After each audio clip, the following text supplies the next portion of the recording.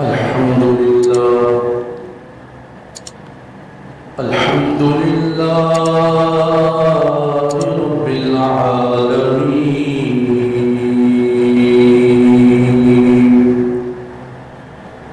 والصلاة والسلام على سيد الأنبياء والمرسلين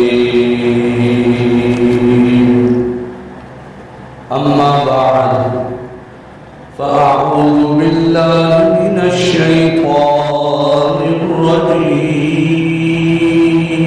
الرجيم بسم الله الرحمن الرحيم إن الذين آمنوا وعملوا الصالحات أولئك هم خير البرية صدق الله العظيم رب اشرح لي صدري ويسر لي أمري واحلل عقدة من لساني يفقهوا قولي قال الله تبارك وتعالى في شان حبيبه إن الله وملائكته يصلون على النبي يا أيها الذين آمنوا صلوا عليه وسلموا تسليما الصلاة والسلام عليك يا رسول الله الصلاة والسلام عليك يا حبيب الله الصلاة والسلام عليك يا سيدي يا خاتم النبيين وعلى آلك وأصحابك يا سيدي يا سيدي يا سيدي يا مكي يا مدني يا هاشمي يا قرشي يا عربي يا مطلبي يا رسول الله يا نبي الله يا نور الله يا خليل الله يا محمد رسول الله صلى الله عليه وآله وسلم بلغ العلا بكماله كشف الدجى بجماله حسنت جميع خصاله صلوا عليه وآله مولانا صل وسلم دائما أبدا على حبيبك خير الخلق كلهم يا رب بالمصطفى بلغ مقاصدنا واغفر لنا ما مضى يا واسع الكرم يا صاحب الجمال ويا سيد البشر من وجهك المنير لقد نور القمر لا يمكن ثناؤك ما كان حقه بعد الهدى قصة مختصر بلغ العلا بكماله كشف الدجى بجماله حسنت جميع خصاله صلوا عليه وآله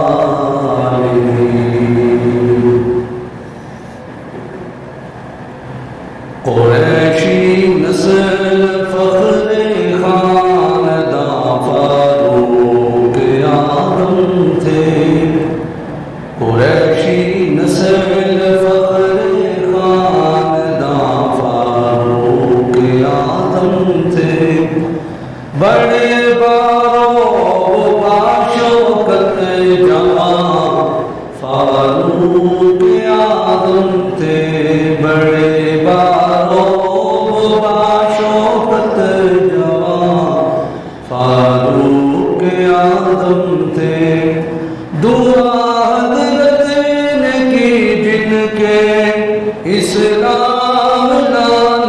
کی دعا آقا نے کی، جن کے اسلام لانے کی ظہور دی کہ وہ پہلے نشان فاروق اعظم تھے، ظہور دین کے وہ پہلے نشان فاروق اعظم تھے، قریشی نسل فخر خالداں فاروق اعظم تھے، پڑھی جانے لگی ساری نمازیں خانہ حق میں، پڑھی جانے لگی ساری نمازیں خانہ حق میں، مسلمانوں کی اس شوکت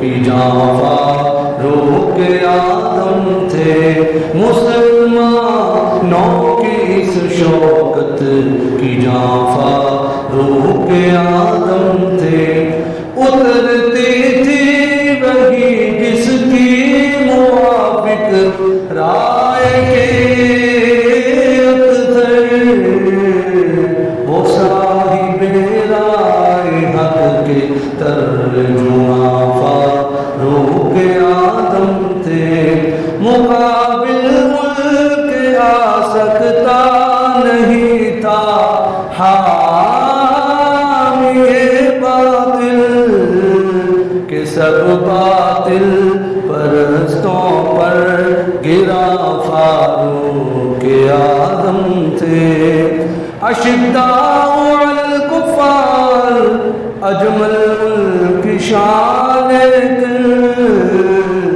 مسلمانوں کے حق میں مہربان فاروق اعظم تھے، قریشی نسل فخر خالداں فاروق اعظم تھے، بڑے باشوکت جوان فاروق اعظم تھے۔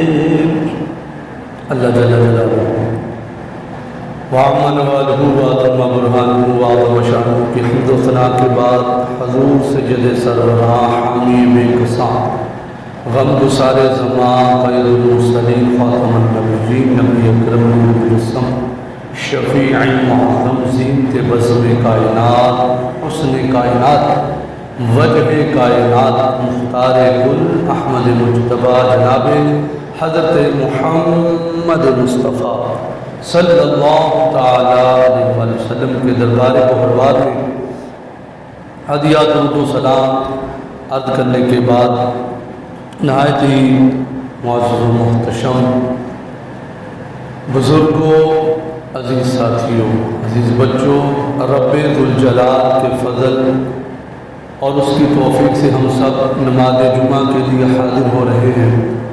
دعا ہے خالق کائنات ہمارا آج کا نماز جمعہ پڑھنا اپنی پاک اور بلند بارگاہ میں قبول فرمائے۔ آج کا موضوع بڑی اہمیت کا حامل ہے۔ حضرت مراد رسول سیدنا فاروق اعظم خلیفہ ثانی خلیفہ برحق حضرت سیدنا فاروق اعظم رضی اللہ تعالی عنہ، آپ کی سیرت اور آپ کا وہ نظام عدالت، نظام حکومت اور عوام کو ریلیف دینے کا انداز اور آپ کی شہادت کے متعلق ہم کچھ باتیں سماعت کریں گے۔ حضرت سیدنا فاروق اعظم رضی اللہ تعالی عنہ زمانہ جاہلیت کے اندر بھی آپ کا بڑا رعب تھا، بڑی باروب شخصیت تھے۔ زمانہ جاہلیت کے اندر بھی آپ کے قبیلے کے لوگ، آپ کے خاندان کے لوگ آپ کو بات کو بڑا وزنی سمجھتے تھے۔ آپ کو اپنے خاندان کے اندر ایک مقام و مرتبہ حاصل تھا، اور اسلام کیسے قبول کیا؟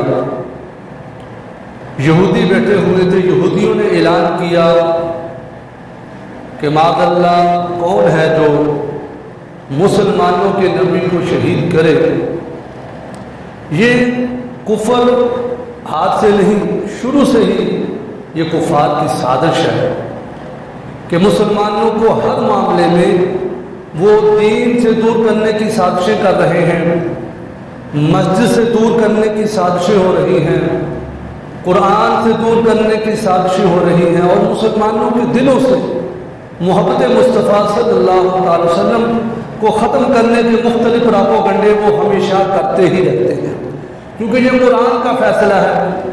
فرمایا یہ جو غیر مسلم ہے تمہارے کبھی خیر خواہ نہیں ہو سکتے، یہ تو پیٹو خم کھاتے ہیں کہ ہمیں کب موقع ملے ہم مسلمانوں کو نقصان پہنچائیں، یہ قرآن کا فیصلہ ہے۔ اب جو اس کے اندر نرمی کا مظاہرہ کر نہیں جی فلانا کافر ہمارا خیر خواہ ہے، تو پتہ چلا کہ اس کی یہ بات جو ہے نا بہت اس نے ہلکی کر دی، اپنے ایمان کو ضائع کرنے کی مترادف ہے کہ دین کی باتوں سے ٹکر لینا جو اللہ رسول نے ہمیں بتا دیا، اسی میں ہماری بھلائی ہے، اسی میں ہمارا فائدہ ہے، اسی میں ہمارے لیے برکت ہے، جو اللہ نے ہمیں حکم دے دیا ہم اس کو تسلیم کریں۔ ہمارے پیارے نبی صلی اللہ علیہ وسلم ہمیں پورا ایک نصاب زندگی گزارنے کا بتا کر گئے ہیں، ہم اس کے مطابق زندگی گزاریں، اللہ کریم کی رحمتیں ہوں گی، برکتیں ہوں گی۔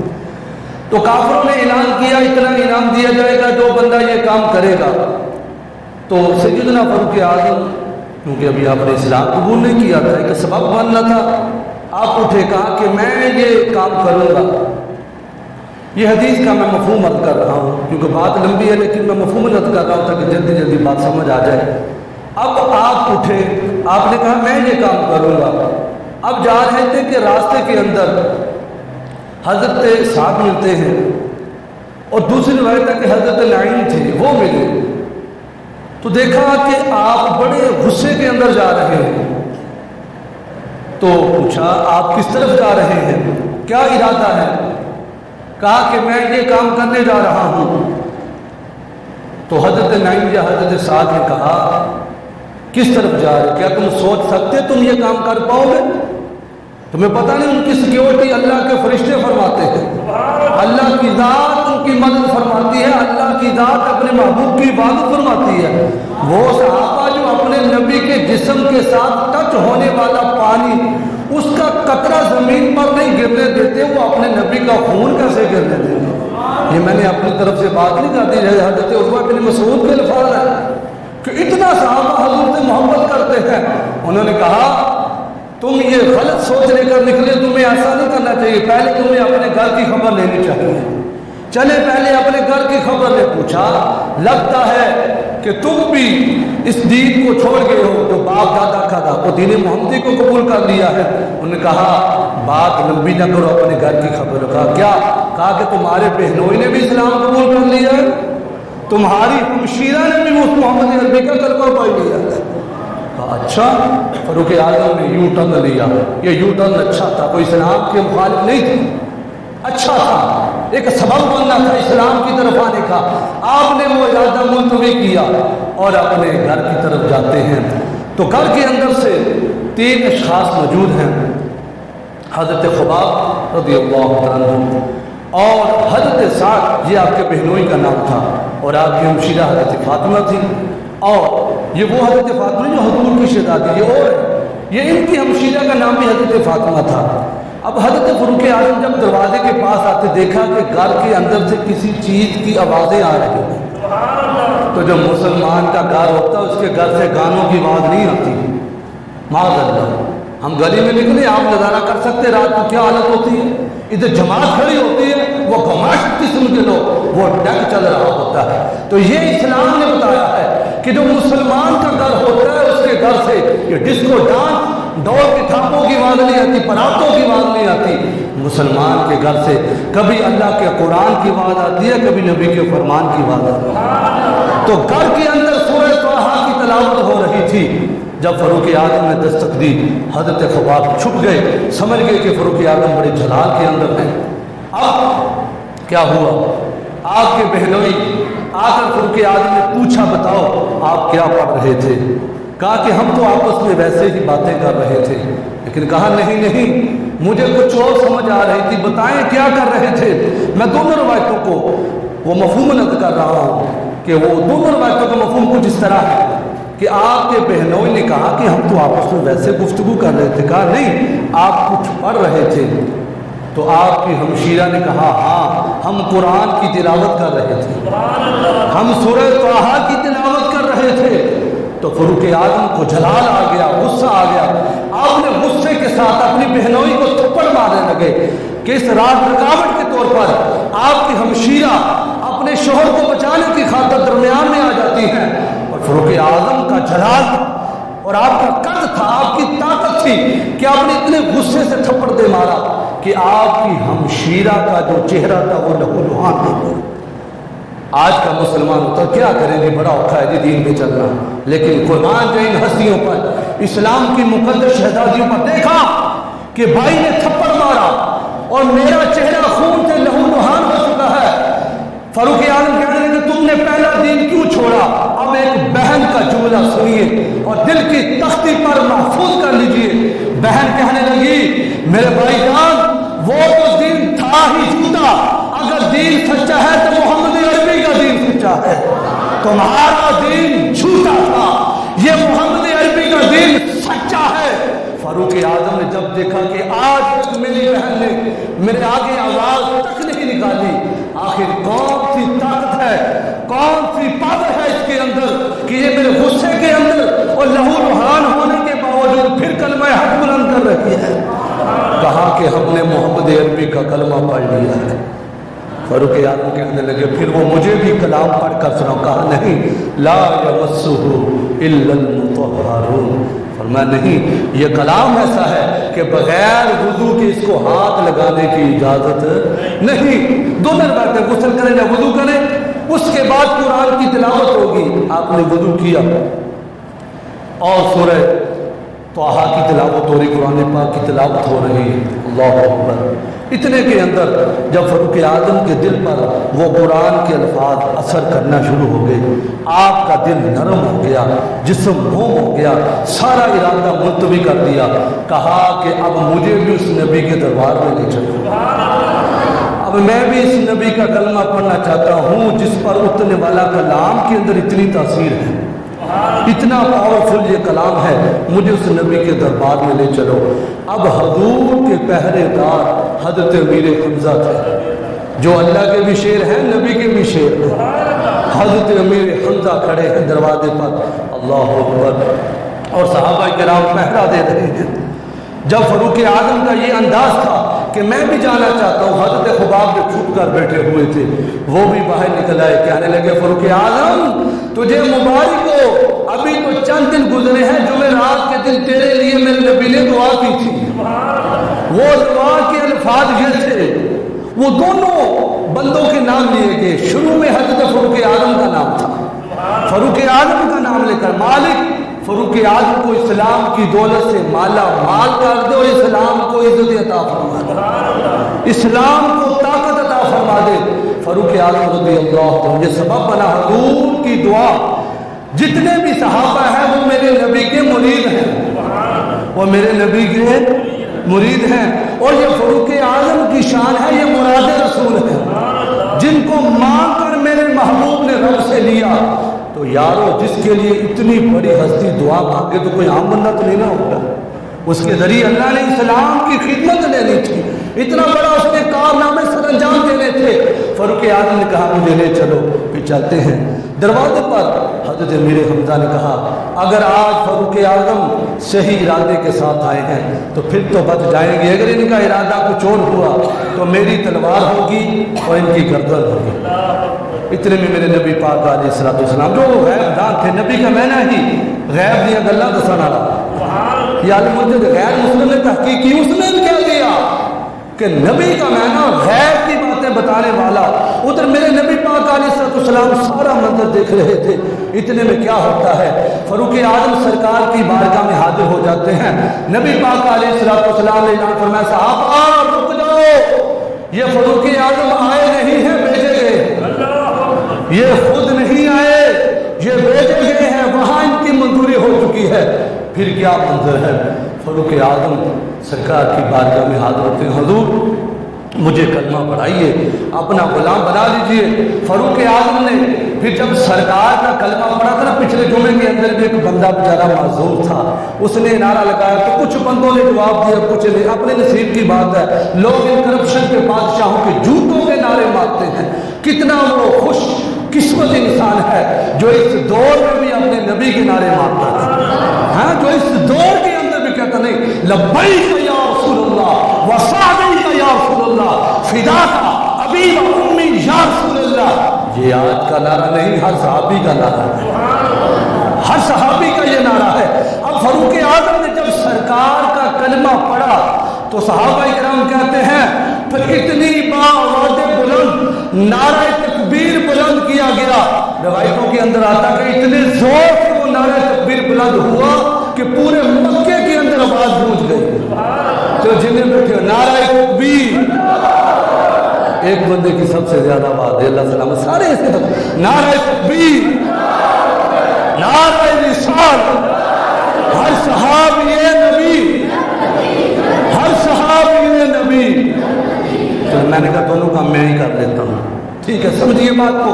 اب نعرہ تکبیر بلند کیا گیا، پورے مکے کے اندر یہ آواز صحابہ کہتے ہیں گونج پڑی، اور یہی نہیں ہوا، زمین والے ہی جشن نہیں منا رہے، اور ایک جو ہے نا آج جشن منائے جا رہے ہیں، ادھر سلام میں لوگ مر رہے ہیں، یہ اتنے بدبخت ہیں، ڈھول کی ٹھاپ پر روڈوں کے اوپر رقص ہو رہا ہے اور کہتے ہم یہ کر رہے ہیں، اور تجھے احساس نہیں وہ بلوچستان کے اندر کیا ہو گیا، وہ سیلاب کے اندر بچے بیچارے مر رہے ہیں، پانی کے اندر ڈوب رہے ہیں، تیرے اندر غیرت نہیں جاگی، ایک لیڈر کی محبت کے اندر تو کہاں تک ٹھنڈا ہو گیا، اور ایک اپنے مسلمان بھائی کے درد کو بھول بیٹھا، اپنے مسلمان بھائی کے درد کو، یہ مسلمان ہے ایک جسم کی مانند ہے، فرمایا جب درد ہوتی ہے، تکلیف ہوتی ہے، آنکھوں سے پانی آتا ہے اور پورا جسم بے چین ہو جاتا ہے، فرمایا مسلمان بھی ایک جسم کی مانند ہے، چاہے بلوچستان کا ہو، چاہے پنجاب کا ہو،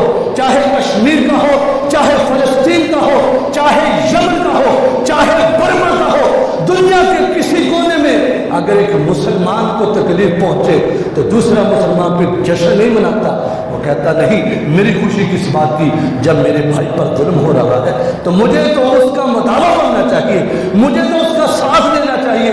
لیکن امام الانبیاء کے غلاموں، جب فاروق اعظم نے کلمہ پڑھا تو جبریل بھی آ جاتے ہیں، آ کر کرتے ہیں آقا یہ جو نعرہ تکبیر بلند ہو رہا ہے، اللہ کی پاکی بیان کی جا رہی ہے، فاروق اعظم کی خوشی صرف زمین والوں کو نہیں ہے، جتنے بھی فرشتے ہیں سارے آج جشن منا رہے ہیں۔ اللہ بندہ نہ بولے، اچھا بولے، حضور آج سارے فرشتے بھی جشن منا رہے ہیں کہ آج فاروق اعظم نے نبی کا کلمہ پڑھ لیا۔ تو یہ شان تھی حضرت فاروق اعظم رضی اللہ تعالیٰ عنہ کی کہ اللہ پاک نے کتنا مقام و مرتبہ عطا فرمایا۔ دعائے محمد عطائے خدا ہے، دعائے محمد عطائے خدا ہے، صحابہ کا سردار فاروق اعظم اور جلالت کا پیکر ہے، خوددار اور غازی ہے، علی پاک کا یار فاروق اعظم ہے، علی پاک کا یار فاروق اعظم ہے، یہی حضرت فاروق اعظم ہے۔ جب اسلام قبول کر لیا نا، پھر یہ نہیں کہ حالات ٹھیک نہیں چلو اندر بڑھ کے نعرہ مار دو، اندر بڑھ کے دین کی گل کر دو، نہیں، پھر حق کے لیے نکلے، عرض کی آقا اب میں نے آپ کا کلمہ پڑھ لیا، 40 کا عدد پورا ہو گیا، عرض کہتے ہیں آقا اب میں نے آپ کا کلمہ پڑھ لیا، حضور ایک دسو اسی حقتے نہیں بول رہے، حضور ایک دسو کیا اسی حقتے نہیں، کیا ہم حق پر نہیں ہیں؟ فرمایا کیوں نہیں، اے عمر فاروق ہم حق پر ہیں۔ پھر عرض کی حضور اگر ہم حق پر ہیں پھر نمازہ چھپ کے کیوں پڑھی؟ ادھر تو یار حالات ساتھ گیا، پھر بھی فجر ٹائم ایک صف کے بعد دوسری صف بڑی مشکل سے بندے پہنچتے ہیں، کوئی روکنے والا نہیں کہ نماز نہ پڑھو، وہ تھا، اگر کوئی نماز کے لیے جاتا تھا لوگ پتھر مارتے تھے۔ بتاؤ صحابہ نے نمازیں پڑھی یا نہیں پڑھی حالات کے اندر بھی، اور ہمیں بے دردی کے ساتھ ایک نماز چھوڑتے ہیں، ایک چوری پھر اوپر سے سینہ چوری اور دانت نکال کے کوئی بات نہیں، پھر کیا ہوگا؟ جمعے والے دن جائیں گے، جمعہ پڑھ لیں گے، 8 دن کی کسر پوری ہو جائے۔ کبھی ڈیوٹی پر بھی ایسا کیا ہے کہ 8 دن کے بعد کٹھے چلے گئے، بوس میں آ گیا ہوں 8 دن کی کٹی روٹی کا دوں گا، وہ کہے گا تو فارغ ہے اپنے گھر میں بیٹھا رہا۔ تو یارو کیا ہم اللہ کی ذات کے لیے اتنا بھی وقت نہیں جس ذات نے ہمیں سب کچھ دیا، کیا 5 وقت ہمیں اس کی بارگاہ میں نہیں جھکنا چاہیے؟ جھکنا چاہیے۔ فاروق اعظم نے کہ حضور پہ ہم نماز کے لیے نکلیں گے، ہم حق پر ہیں، پھر کیا ہوتا ہے 2 صفوں کی صورت میں 2 لائنیں بن جاتی ہیں، ایک صف کی قیادت فاروق اعظم کر رہے ہیں، ایک صف کو کمان حضرت امیر حمزہ فرما رہے ہیں، اللہ اکبر۔ پھر کیا وہ عجیب منظر ہوگا یارو، جس کی کمان کرنے والے فاروق اعظم کو، جس کی کمان کرنے والے امیر حمزہ کو، پھر وہ جا رہے تھے اور حرم شریف کے اندر گئے اور وہاں جا کر 2 رکعت نفل ادا کیے گئے، اور پھر فاروق اعظم پھر یہ نہیں کہا کہ چلو حالات حکومت نہ دی چلو گھر کے دی کر لو، فاروق اعظم نے یہ نہیں سوچا، فاروق اعظم کہا ابو جہل نکل باہر، کنڈا کھٹایا فرمایا باہر نکل۔ ابو جہل نے بڑی خوشامد کی ہے، اسرائیل کی خوشامد کر لو، امریکہ کی خوشامد کر لو، ہمیں یہ مل جائے گا وہ مل جائے گا، کچھ نہیں ملے گا، ذلت و رسوائی مقدر ہوگا، تمہیں عزت تب ملے گی جب ہم محمد عربی کے ساتھ اپنا رشتہ ناطہ مضبوط کریں، پھر اللہ برکت عطا فرمائے گا۔ فاروق اعظم کا انداز دیکھیے، چپ کر نہیں بیٹھے کہ حالات سازگار نہیں، ابو جہل نکل باہر، عمر فاروق آ چکا ہے، اور اس نے بڑی خوشامد کی، اسے نہیں پتا تھا کہ گالے میں چہور ہے، کہا کہ آئیے بیٹھیے، کہا نہیں میں بیٹھنے نہیں آیا، بتانے آیا ہوں میں نے محمد عربی کا کلمہ پڑھ لیا، تو جو کرنا چاہتا ہے کر لے، اب نعرہ لگے گا میری سرکار کا، کسی جھوٹے کا نعرہ نہیں لگے گا جس کو پہلا کلمہ بھی نہیں آتا، اور جس سے کہا جاتا چوتھا کلمہ سنائیں درود ابراہیمی کا نہیں پتا، سورہ اخلاص کی غلط لکھ کر دے دی گئی، پڑھنی نہیں آتی، یہ فاروق اعظم نے معیار دیا ہے، نعرہ بھی اسی کا لگے گا جو محمد عربی کا سچا بنا دے گا۔ کیوں دامن مصطفیٰ سے جو لپٹا وہ یگانہ ہو گیا، جس کے مصطفیٰ ہو گئے اس کا زمانہ ہو گیا۔ فاروق اعظم نے کہا کر لے جو کرنا چاہتا ہے، لیکن میں آج کے بعد اسلام کا نعرہ لگاؤں گا، اپنے نبی کا دفاع کروں گا، ہر معاملے میں حضور کا ساتھ دوں گا۔ تو یہی فاروق اعظم ہے۔ کہا کہ اگر کوئی چاہتا ہے اپنے بچوں کو یتیم کروانا، کوئی چاہتا ہے کہ اس کی بیوی بیوہ ہو جائے، آج فاروق اعظم نے کلمہ پڑھ لیا، آج یہ میرا مقابلہ کرے۔ آئے ہے یہ اسلام جب بندہ کرتا ہے نا قبول، پھر دلیری آ جاتی ہے، پھر ٹانگیں کانپتی نہیں ہے، پھر اس کے اندر پاور ہوتی ہے اسلام کی، ایمان کی طاقت ہوتی ہے اور ایمان کی قوت ہوتی ہے۔ بابا جی کہتے تھے نا اسلام اپنی طاقت خود رکھتا ہے، اسلام کسی کے آگے لمحہ نہیں بنتا، اسلام پہ ساری باتیں بتاتا ہے۔ بھائی اگر چاہتے ہو تمہارا وطن تمہارا ملک ترقی کرے تو تم پھر سرکار کے احکامات کو نافذ کر دو، اللہ برکت عطا فرمائے گا۔ وہ قائد اعظم سے پوچھا قانون کون سا ہوگا؟ یہ اگست کا مہینہ بھی آنے والا ہے نا، آزادی آزادی، یہ ہمارے بزرگ فیصلہ کر گئے کہ لا کون سا ہوگا، قانون کون سا ہوگا؟ تو بزرگ کہہ گئے ہم کو نیا قانون نہیں بنائیں گے، ہم کو ایکسفورڈ یونیورسٹی کا وہ نصاب ہمارا نہیں ہوگا، ہمارا نصاب وہی ہے جو محمد عربی مسجد نبوی کے اندر بیٹھ کر اپنے صحابہ کو پڑھا گئے ہیں۔ ہمارا نصاب فاروق اعظم والا ہوگا، ہمارا نصاب قرآن والا ہوگا، اور کسی کالے گورے کی ہم چاپلوسی نہیں کریں گے، ہم دین کے مطابق چلیں گے۔ یہی فاروق اعظم ہے۔ اللہ اکبر۔ پھر اللہ کریم نے آپ کو کتنا رتبہ عطا فرمایا، کتنی برکتوں سے نوازا۔ ایک دفعہ کیا ہوا، تذکرۃ الواعظین کے اندر یہ فرمان موجود ہے، اور یہ بات بھی مولا علی کی ہے۔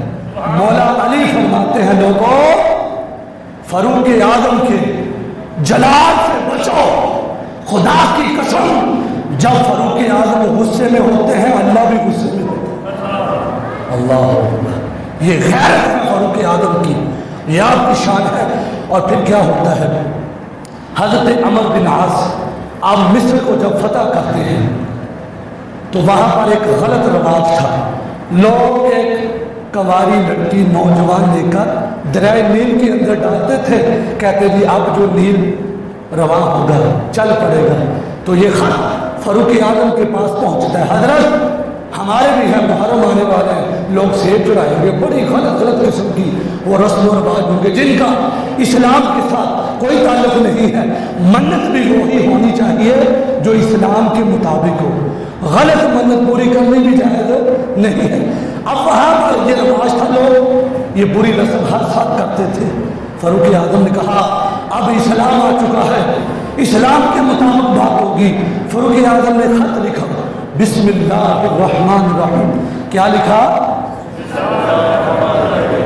ये शुरू के कलमात है, बिस्मिल्लाह शरीफ मुकम्मल लिखी, आगे इसका मफ़हूम क्या दराइमीर, अगर तू अपनी मर्जी से चलता है तो ना चल, हमें तेरी कोई जरूरत नहीं। अगर तू चलता है अल्लाह के हुक्म से तो चल जा। अल्लाह का बंदा तुझे आर्डर करता है, अगर अल्लाह के हुक्म से चलता है तो अल्लाह का बंदा कहता है चल जाओ। फिर दरिया नील चल पड़ा, ऐसा चला, दुनिया के दरिया खुश्क हो सकते हैं लेकिन दरिया नील कभी खुश्क नहीं। और मदीना शरीफ के अंदर जल्जला आता है, आप मिंबर पर बैठकर वादा नसीहत फरमा रहे हैं, जमीन कांपी, आपके हाथ में डंडा था, आपने डंडा मारा, फरमाया रुक जा। क्या तेरे ऊपर फारूक आजम अदल नहीं कर रहे? काश ऐसे हुक्मरान हमें मिल जाए। कहा कि अदल नहीं हो रहा, अगर फारूक आजम अदल नहीं कर रहा फिर तो काम। आपने कहा मैं अदल कर रहा हूं, डंडा मारा, जमीन रुक गई। पूरी दुनिया में जल्जला आ सकता है लेकिन मेरे नबी के शहर में जल्जला नहीं आ सकता। एक दफा सूरज बहुत तपश में था, बड़े जोबन में था, जवानी में था, और बड़ी वो धूप, फारूक आजम बैठे हुए थे। फारूक आजम ने देखा कि धूप मुझे जो है डिस्टर्ब कर रही है, मेरी तरफ देखिए सारे एक दफा। फारूक आजम अपना काम कर रहे थे, करीब वाला देखो, मेरे वाले देखो, फारूक आजम अपना काम कर रहे थे। जब देखा कि सूरज की रोशनी मुझे डिस्टर्ब कर रही है, आपने ऐसे देखा सूरज की, बस ऐसे देखा, फिर नीचे कर दिया।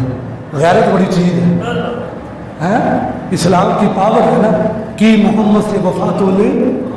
ये सूरज तो क्या हर चीज उसकी हो जाती है जो नबी का। फारूक आजम ने ऐसे देखा, फिर नीचे कर लिया चेहरा। लोग इकट्ठे होकर आगे, हजरत इतनी सख्त रोशनी थी, इतनी शिद्दत की गर्मी थी और सूरज की रोशनी बहुत तेज थी, अचानक ये मदम क्यों हो गई? कहा कि मैंने तो कुछ नहीं कहा, बस ऐसे देखा ही था। मैं बस मैं काम कर रहा था, वो परेशानी बढ़ रही थी, मैंने सिर्फ ऐसे देखा ही था, फिर नीचे कर दिया। तो ये रोशनी मान होगी कि हमारी वजह से फारूक आजम को कोई तकलीफ ना हो। और आखिरी बात जल्दी जल्दी, बड़ी पते की बात, फारूक आजम जब अपने दौरे हुकूमत में थे ना, रात को गश्त करते थे, ढोल वाला नहीं, कोई डिस्को वाला नहीं, कोई डांस वाला नहीं, ये गश्त इस्लामी गश्त था, कोई फौज नहीं, कोई 50-50 गाड़ियां नहीं, अकेले निकले हैं, गश्त कर रहे हैं। मेरी अवाम को कितना रिलीफ मिलता है, क्या हालात है मेरी कौम के, अकेले निकलते हैं, सारी रात गश्त करते हैं। गश्त करने के बाद फजर की नमाज का वक्त होता है, फजर की नमाज मुकम्मल करते हैं। क्या सोचा कि एक गली का गश्त अभी बाकी रह गया, नमाज पढ़ने के बाद आप वहां तशरीफ ले गए। एक खैमे के अंदर एक बूढ़ी खातून ज़ारों की ताब हो रही थी और आपने अपने साथ एक गुलाम को भी लिया, कहा कि चले इस बूढ़ी खातून से पूछते हैं क्या परेशानी है। आज तो क्या है, कोई बात नहीं, मेरे घर की छत नहीं चोती तो मुझे क्या परेशानी, साथ वाले के घर में पानी जाता है तो जाए, मुझे क्या टेंशन, वो परेशान है तो मुझे क्या फिक्र। किसी का नुकसान होता है, दीन की किताबों का नुकसान होता है, उसी का होता है, मुझे क्या खबर। हमारे अंदर ये एहसास खत्म हो गया। मैंने सुना एक बुजुर्ग थे, 40 साल तक रोते रहे। लोगों ने पूछा हजरत 40 साल हो गए हैं, हम आपको इसी तरह रोते देख रहे हैं, क्या गलती हुई है आपसे। कहा बात कुछ यूं है, एक दफा दुकानों में आग लग गई, सारी दुकानें जल गई, सिर्फ मेरी दुकान बच गई। मेरे दिल के अंदर ख्याल आ गया, क्या हुआ, मेरी दुकान तो बच गई है ना, मेरी छत तो बच गई है ना, किसी का नुकसान हुआ तो मुझे कोई खबर नहीं। कहते जब मैंने दिल में सोचा तो मैंने सोचा यार तुझे ऐसे नहीं कहना चाहिए था, 40 साल हो गए इसी गलती के तौर पर रब की बारगाह में दुआ मांगता हूँ कि या अल्लाह मेरी इस गलती को माफ कर दे कि मैंने दूसरे के बारे में क्यों ऐसे सोचा।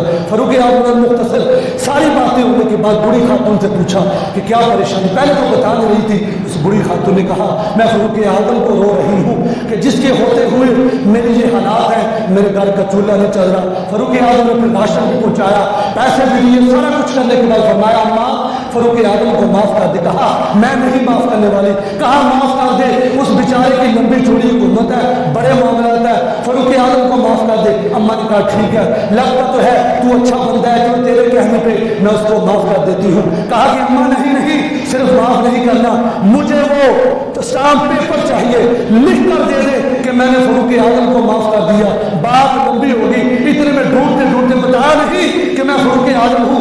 बात तो पकड़ गई, इतने में मौलाए कायनात भी आ जाते हैं, हज़रत उस्मान गनी भी आ जाते हैं, दूसरे साहबा आ जाते हैं, आया बड़े फारूक हम आपको ढूंढ रहे हैं, लोग परेशान हैं। जब उस बूढ़ी खातून ने देखा कि यही फारूक आज़म है, उसने कहा जा मैंने तुझे माफ कर दिया। कहा नहीं नहीं, ये ना समझना कि तुझे बात पता लगी मैं फारूक आज़म हूँ, जब तक तू लिख कर नहीं देती मैं यही बैठा रहूँ। लोगों एक सिंपल सी वो खातून थी, कोई उसके पास कुर्सियाँ नहीं थी, कोई उसके पास इक़्तिदार नहीं था।